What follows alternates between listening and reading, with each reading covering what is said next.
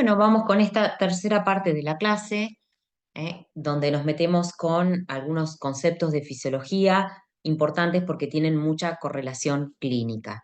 Vamos a ver que algunos de estos factores que participan de la mecánica ventilatoria y del intercambio de gases, ya del proceso de hematosis en sí mismo, cuando se alteran, tienen consecuencias sobre la función respiratoria o de ventilación o de intercambio que se ven en la clínica, que tienen algunos puntos de diferencias. Eh, Vamos a hablar de un concepto que es la distensibilidad o compliance, como lo van a encontrar en algunos textos, de los pulmones. Este concepto hace referencia a la facilidad con la cual podemos expandir los pulmones. Es decir, cuanto mayor es la distensibilidad, menos trabajo da hacer que se expandan, ¿sí? Y lo contrario también vale. Entonces va a depender de las fuerzas elásticas del tejido pulmonar en sí mismo. Recuerden que hay toda una trama de tejido conectivo, las vías respiratorias que están sostenidas por ese tejido conectivo, están todos los alvéolos, los sacos alveolares unidos entre sí también, y la continuidad después con las pleuras y la pared torácica. Y también las fuerzas elásticas producidas por, son tensiones que se producen por el líquido, por esa fase acuosa, y sobre todo esa película de líquido que tapiza la pared interna, o sea, la luz de los alvéolos, y de todas las vías. Siempre hay una película húmeda, como sucede en el caso de las mucosas. O sea, nosotros tenemos una diferencia entre lo que es la piel, lo que queda al exterior, que tiene esa capa de queratina que la protege, de lo que son las mucosas, como puede ser la cara interna de la mejilla, que también es un epitelio plano estratificado, no queratinizado, y tiene una película húmeda, o sea, tenemos siempre algo de líquido que está como revistiendo y protegiendo de mayor desecación. En las vías respiratorias también tenemos mucosidad, pero ya a la altura de los sacos alveolares solo queda esa película de líquido. Por las propiedades del agua, una de las propiedades es la tensión superficial. Nosotros acá en este esquemita lo tenemos graficados, estas son las moléculas de agua, y como es un dipolo eléctrico, o sea, tiene un polo positivo, un polo negativo, eso hace que se generen esas fuerzas de Van der Waals, de puentes de hidrógeno, que hacen que las moléculas tengan esas fuerzas de atracción entre sí. Eso lo que generas a nivel, cuando hay una superficie, una interfase agua-aire, como pasa en la superficie de los alvéolos, tenemos fuerzas de tensión que no están equilibradas, es decir, las moléculas superficiales son traccionadas hacia la profundidad por la atracción con las otras moléculas de agua de la profundidad, pero no hay moléculas de agua que las atraigan hacia la luz, sería alveolar. Entonces generan una tensión que tiende a cerrar los alvéolos, o sea, a colapsarlos. Esa tensión va a estar contrarrestada por las fuerzas que mantienen los alvéolos unidos entre sí y conectados al resto del parénquima pulmonar, que serían fuerzas opuestas, o sea, que expanden los alvéolos. ¿Mm? Pero también hay un factor importante y imprescindible que esté presente, que es un tipo de moléculas, un fosfolípido, parecido a los fosfolípidos de la bicapa lipídica, que es una molécula con propiedades de surfactante, se llama surfactante. Ese surfactante lo que hace es, como son eh, moléculas anfibólicas, es decir, que tienen como los fosfolípidos de membrana, una cabecita que es soluble en agua y unas colitas que son liposolubles, entonces eso genera que, como si fuera un detergente, ¿no? Que se puedan ubicar entre las moléculas de agua y disminuir las fuerzas de atracción entre las moléculas entre sí. Eso lo que hace es disminuir la tensión superficial. Es el mismo principio físico-químico que nos permite hacer burbujas cuando nosotros ponemos detergente en agua y no las podemos hacer con el agua sola. Si ahí disminuimos la tensión que se genera en la interfase líquido-gas y entonces disminuimos esta fuerza de tendencia al colapso de los alvéolos. Por otro lado, tenemos que recordar esta ley física, que es la ley de Laplace, que nos relaciona presión y tensión, que ya la vimos también en la unidad de circulatorio. Acá la tenemos despejada la presión, como para que veamos que la presión dentro de los alvéolos va a ser inversamente proporcional al radio. ¿Qué quiere decir eso? Que cuando tenemos mayor radio, vamos a tener menor presión, con lo cual se genera un desplazamiento de aire desde los alvéolos más pequeños, o sea, donde hay disminución de radio, hacia aquellos donde hay mayor radio. No todos los alvéolos tienen el mismo radio y no todos tienen el mismo radio en el mismo momento. Hay un radio, un tamaño como promedio, que puede aumentar en algunas patologías, por ejemplo, cuando hay enfisema, y puede disminuir cuando hay colapso de algunos alvéolos, como por ejemplo cuando se producen ateletaxias. Entonces, lo que ocurre dentro del pulmón es que hay una derivación, ¿sí? O sea, el aire va pasando a donde hay menos presión y así se balancea la distribución si hay alguno de los alvéolos que esté colapsado. Como concepto fundamental acá, recordar esta función de disminuir la tensión superficial que cumple el surfactante. Específicamente cuando hay menos producción de surfactante, como por ejemplo puede ser en los nacidos prematuros, se da un síndrome de distrés respiratorio, donde lo que aumenta es el trabajo inspiratorio para poder expandir los pulmones, porque están muy aumentadas estas fuerzas que tienden al colapso de los alvéolos.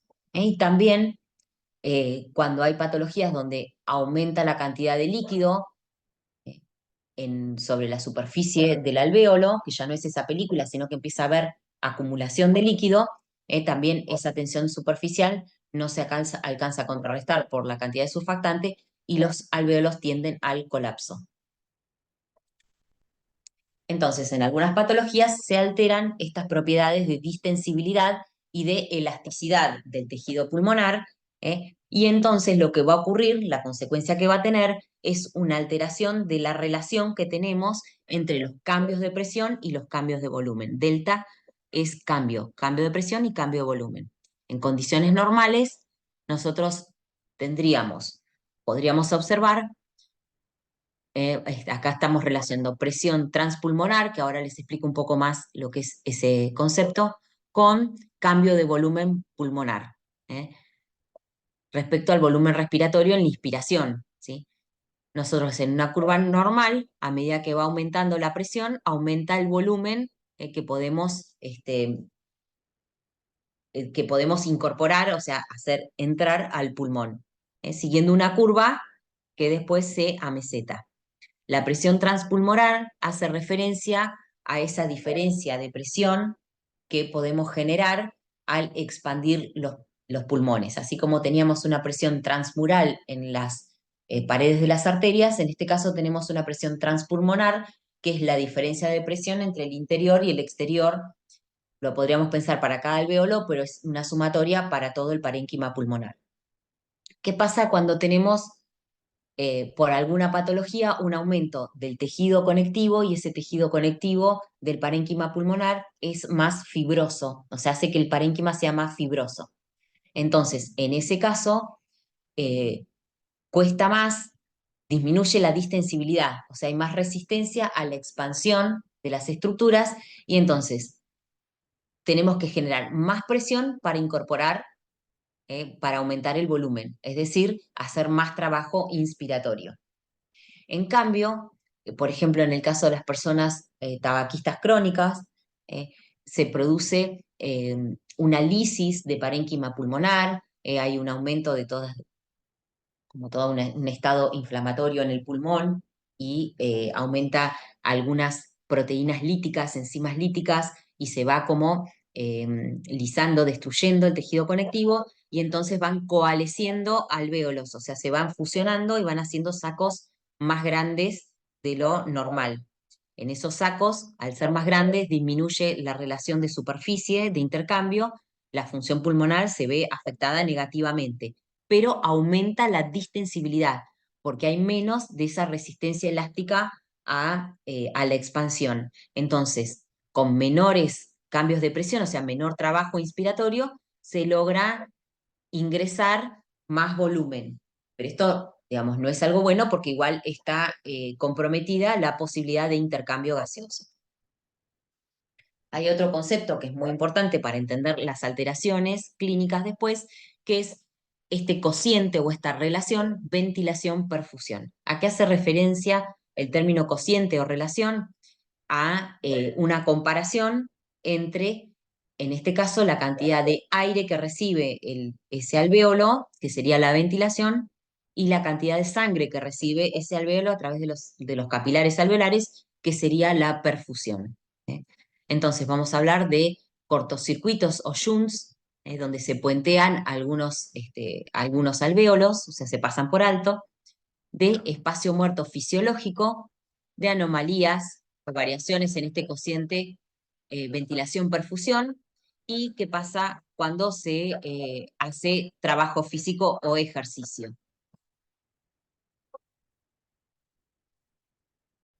Hacemos, hacemos entonces una pequeña aclaración con respecto a esto de espacio muerto anatómico y fisiológico. El espacio muerto anatómico lo describimos como toda esa porción de las vías de conducción respiratoria que tienen esa función solo de conducción, entonces, donde no hay intercambio de gases, entonces eso es un espacio muerto anatómico en el sentido de que ahí el aire no sufre ninguna modificación, más que lo que es el acondicionamiento a nivel de las fosas nasales. Entonces, ese aire lo pueden pensar de esta manera. Al no sufrir intercambio, o sea, es en una inspiración, es el último aire que nosotros hacemos ingresar al aparato respiratorio, no va a sufrir intercambio y cuando nosotros exhalamos, ese va a ser el primer parte de aire que va a salir que no sufrió, o sea, tiene una pequeña mezcla, pero no participó en el intercambio gaseoso. Eso es un espacio muerto anatómico, está siempre, ¿eh? Se va mezclando, se va recibiendo el aire que ya sufrió el intercambio, o sea, que está cargado de dióxido de carbono y nosotros exhalamos y se va reciclando, o sea, no es siempre el mismo, pero siempre hay una cantidad que no realiza intercambio que se llama espacio muerto anatómico. Pero también podemos hablar de espacio muerto fisiológico cuando tenemos alvéolos en los cuales no se está produciendo intercambio, o sea, hematosis. Esos alvéolos donde no se produce hematosis también contribuyen a la mezcla del aire que nosotros exhalamos con un aire que al no haber sufrido hematosis es similar al aire que se inspiró, es decir, va a tener el oxígeno atmosférico, va a tener poco dióxido de carbono y un poquito de vapor de agua, más el resto de los gases, pero va a ser como el aire inspirado. O sea, es similar a lo que pasa con el espacio muerto anatómico, pero es un espacio muerto fisiológico porque se produce por alteraciones del coeficiente ventilación-perfusión. Acá sería ventilación-perfusión, cociente. ¿Sí? Entonces nosotros inhalamos, distribuimos aire que va a los distintos alvéolos, pero en algunos alvéolos puede haber, por ejemplo, un cociente normal, o sea, son alvéolos que están perfundidos, ¿sí? Le llega la sangre venosa y sale la sangre ya oxigenada, tienen una normal perfusión y tienen una normal ventilación. Sin embargo, lo que puede ocurrir es que en algunos alvéolos no haya flujo sanguíneo, o sea, no estén perfundidos. Entonces, esos contribuyen a lo que es el espacio muerto fisiológico, porque reciben aire, pero no realizan hematosis, ¿sí? Esto puede ser obstrucciones por pequeños coágulos, pequeños trombos que aparecen en la circulación pulmonar por las mismas características del circuito del lecho pulmonar, las características de presión y demás, o porque haya vasoconstricción, por lo que sea, que no están perfundidos. Y por otra parte, podemos tener algunos alvéolos en la situación contraria, donde reciben flujo sanguíneo, o sea, reciben perfusión, pero están obstruidos y entonces no reciben ventilación. O sea, no están ventilados, pero sí perfundidos. Entonces ahí ocurre lo contrario. La sangre venosa pasa sin poder ser oxigenada y vuelve y contribuye, digamos, a una mezcla sanguínea que va a salir de los pulmones no completamente oxigenado a las venas pulmonares y al corazón. Eh, para esto, cuando ocurre esto, el pulmón, la circulación pulmonar, tiene un mecanismo de regulación local que lo que hace es generar, que es diferente a lo que ocurre en el resto del organismo. En este caso, cuando hay baja presión de oxígeno porque no están ventilados, genera vasoconstricción. Y entonces con eso puentea o evita, ¿sí? Desperdiciar, digamos, perfusión en estos alvéolos que no están correctamente o adecuadamente ventilados. Es un control local de la perfusión que responde a una con vasoconstricción a la hipoxia. Esto es distinto a lo que ocurre en otros tejidos, que cuando tenemos hipoxia tenemos vasodilatación. En el lecho pulmonar es distinto y esos son mecanismos locales de control o de regulación. Entonces, tenemos acá esquematizado, ¿sí? Un alvéolo, tenemos una pared que tiene un espesor, este espesor es el espesor de la membrana de lo que llamamos membrana hematoaérea, ¿sí? Es el espesor que tienen que atravesar los gases para alcanzar, entonces, junto con una mínima, ínfima cantidad de tejido conectivo, y luego los capilares alveolares, ¿sí? El oxígeno va a difundir hacia los capilares alveolares, el dióxido de carbono va a difundir desde los capilares alveolares hacia la luz del alveolo para después ser exhalados. Entonces, la difusión de un gas a través de una membrana va a ser directamente proporcional a la superficie de la membrana, o sea, cuanto más superficie, más difusión va a haber, va a depender de las características físico-químicas de ese gas, o sea, de la difusibilidad del gas, y también de las diferencias de presión del gas, o sea, va a ser si tenemos un gas que es bastante difusible, o sea, tiene un coeficiente de difusibilidad alto y que está en mayor concentración dentro de la luz del alvéolo que en el capilar, como es el caso del dióxido de carbono, está favorecida la difusión, perdón, al revés, el oxígeno desde la luz alveolar hacia la sangre, va a estar favorecida la difusión si tenemos mayor presión, y si hay mayor diferencia de presión y además dependiendo de la difusibilidad. En el caso de la barrera y de la sangre es más difusible el dióxido de carbono. Y acá también tenemos una gran diferencia de presión, ahora en el sentido inverso, desde la sangre hacia el aire alveolar, porque el aire alveolar tiene poco dióxido de carbono, ¿sí? Pero también todo depende del espesor de la membrana. Cualquier patología que altere el espesor de la membrana va a dificultar entonces la difusión o el intercambio de gases. ¿Qué patologías pueden ser esas? Ya nombramos algunas, cuando hay, eh, cuando hay un aumento del tejido conectivo y hay fibrosis, por una reacción, por ejemplo, personas que están expuestas laboralmente a algunos tipos de polvillos, y entonces aumenta el espesor y la distancia que tienen que atravesar los gases para difundir. Entonces, sintetizando, podemos tener un alvéolo funcional, en forma normal, que realiza un intercambio adecuado, está ventilado, está perfundido.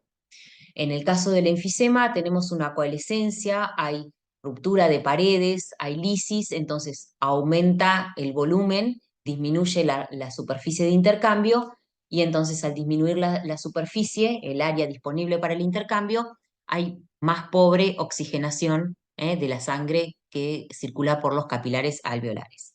Cuando hay fibrosis, hay un engrosamiento de la membrana o de esta barrera hematoaérea, pues es una membrana hematoaérea, no es una barrera, y entonces también hay poca difusión o poca oxigenación de la sangre de los capilares. Cuando hay edema, acá no sería un edema, o sea, acá sería líquido, no en la superficie o en la luz del alveolo, sino edema en el parénquima, por ejemplo, que puede ser por hipertensión eh, de las arterias pulmonares, entonces hay líquido en el parénquima pulmonar y eso aumenta también la distancia de intercambio, por lo cual va a haber menos posibilidad de oxigenación de la sangre, ¿sí? Y en algunas patologías, como en el asma, eh, eh, que son eh, enfermedades obstructivas, crónicas, donde hay un aumento de la resistencia de las vías aéreas porque hay constricción de los bronquios y además hay secreciones, hay entonces eh, menos llega menos cantidad, o sea, acá lo que tenemos disminuido va a ser la ventilación y por lo tanto también va a afectar la oxigenación de la sangre que pasa por esos capilares. Entonces, como vemos, por distintas causas, lo que perdemos es la capacidad de difusión del oxígeno y entonces vamos a tener menor oxigenación de la sangre. Bien, vamos con el otro concepto. Hasta acá hablamos bastante de distensibilidad y ahora vamos a ir a resistencia de las vías aéreas. ¿Esta resistencia qué es? Resistencia al flujo del aire, al pasaje del aire por esos tubitos que son las vías aéreas. Es decir, el trabajo que nosotros vamos a hacer, trabajo respiratorio, que en realidad es, en este caso vamos a hablar más del trabajo inspiratorio, va a estar relacionado o va a depender de la distensibilidad. Como vimos, cuanto más distensible, menos trabajo. Cuanto menos distensible, más trabajo hay que hacer para expandir los pulmones y hacer entrar el aire. Cuando digo expandir los pulmones, es expandir el tórax para que se expandan los pulmones. Y también va a depender de la resistencia al flujo de aire, es decir, de las características de las vías de conducción, si están sobre todo del calibre, que es lo que más varía también como vimos en circulatorio, en aparato circulatorio. Entonces, la resistencia al flujo aéreo va a estar influenciada por el grado de constricción, ahí hablamos de broncoconstricción. Pero también si hay acumulación de líquido o de moco en la luz bronquial, porque eso también va a disminuir el calibre, la luz de la vía de conducción, va a generar mayor resistencia y un flujo más turbulento del aire. Recordemos esto de las presiones parciales de los gases, que yo les decía al principio de la clase, que repasen o que lean ahí en los textos de fisiología la introducción, esa parte del tema. La velocidad de difusión de cada gas va a ser proporcional directamente a su presión. La presión es la forma en que nosotros expresamos la concentración de ese gas. Y en una mezcla de gases vamos a tener presiones parciales. El aire atmosférico es una mezcla entre nitrógeno, que es la mayor proporción, oxígeno de otros gases. A nivel del mar, la presión total es de unos 760 milímetros de mercurio o una atmósfera, ¿sí?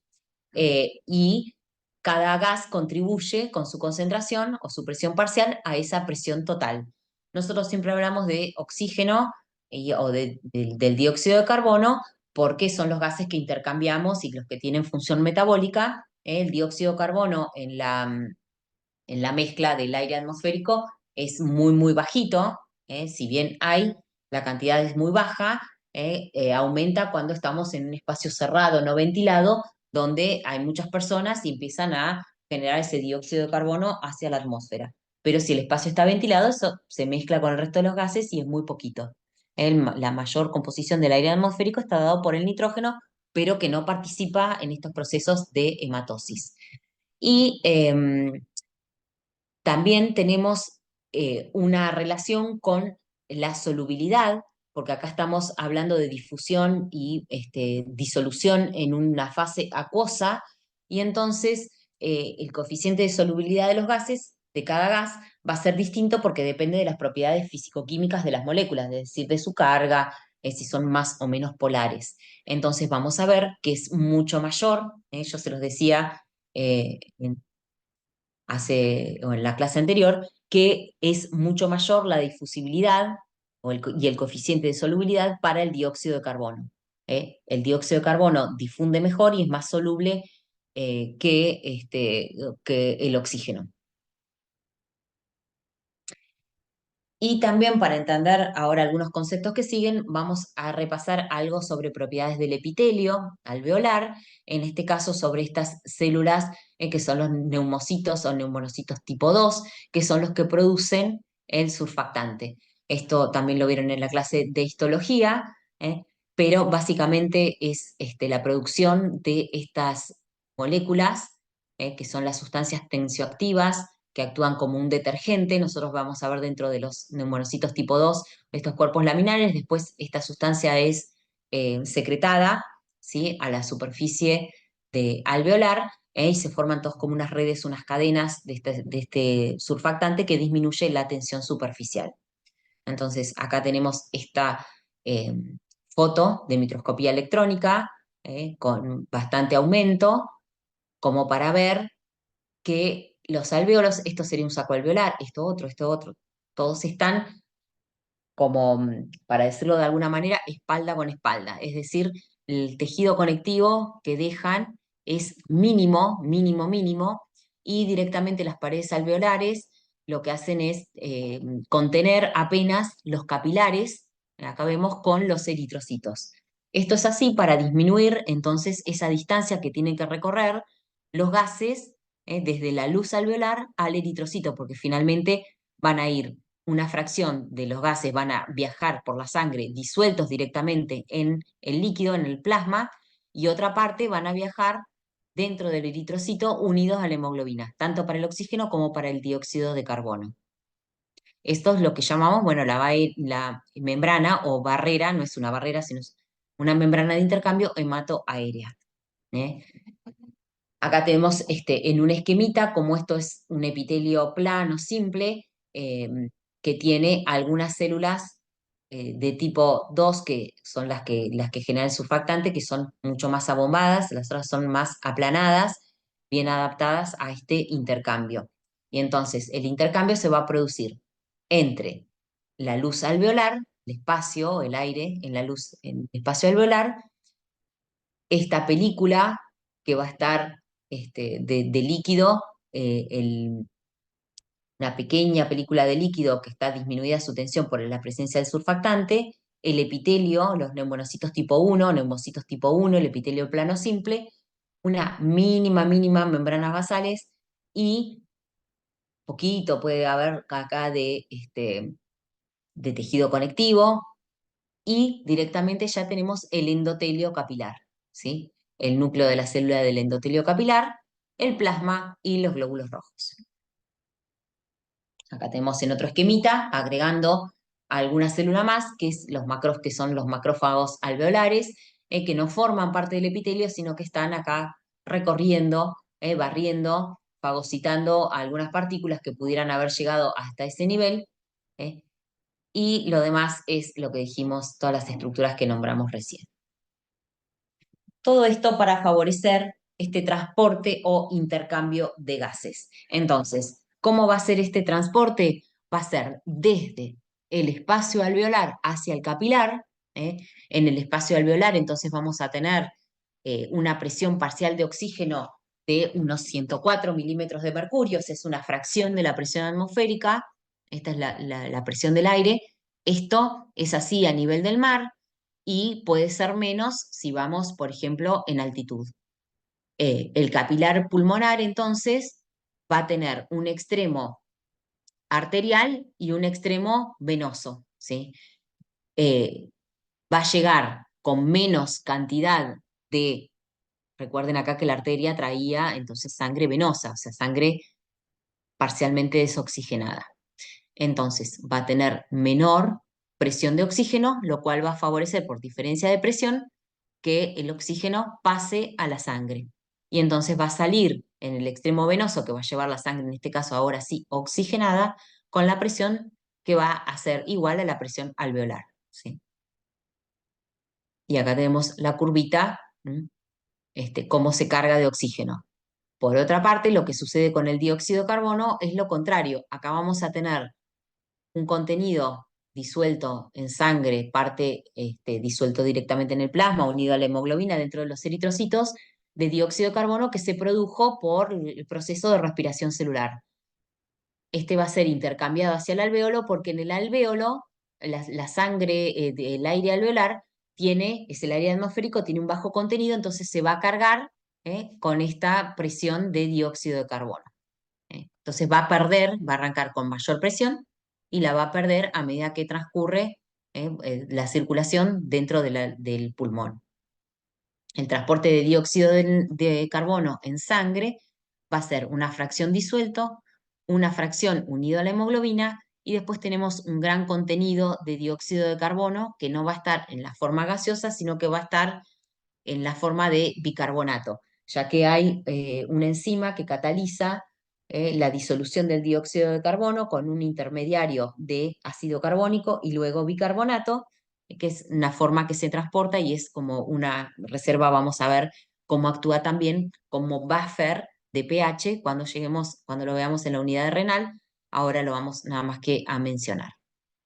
Entonces, para sintetizar, tenemos esta disolución del oxígeno desde el alvéolo hacia el plasma. Gran parte, acá sí, el gran porcentaje es captado por la hemoglobina, que llega a completar todos sus sitios de unión. Recordemos que eran 4, ¿eh?